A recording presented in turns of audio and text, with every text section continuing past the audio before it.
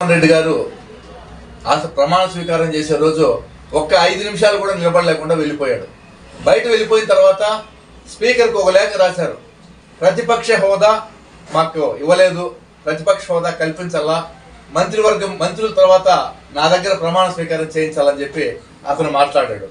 నిజానికి రాజ్యాంగంలో 10% of the seats వస్తేనే ప్రతిపక్ష హోదా వస్తుంది.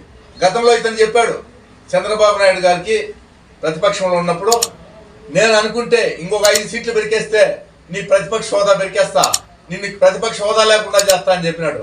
అవంతా కూడా ఇప్పుడు సోషల్ మీడియాలో వైరల్ అవుతున్నాయి. ఇప్పుడు ఏ విధంగా ఆయన ప్రతిపక్ష హోదా ఇవ్వాలో అర్థం కావడం లే.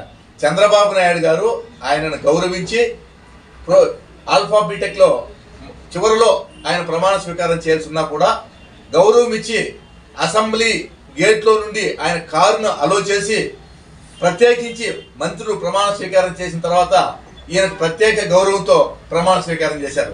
ఆ గౌరవమైనా లేకుండా తప్పుడు రాతలు రాస్తున్నారు ఆయన ఏదో అగౌరవపరిచారని.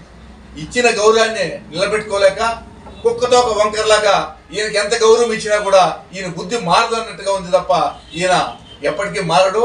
ఈయన ప్రతిపక్ష హోదా కాదు కదా, కనీసం ఈసారి ఎలక్షన్లు పెడితే ఈ 11 సీట్లు కూడా రావేమో అనే ఉద్దేశము మేము వ్యక్తపరుస్తాము.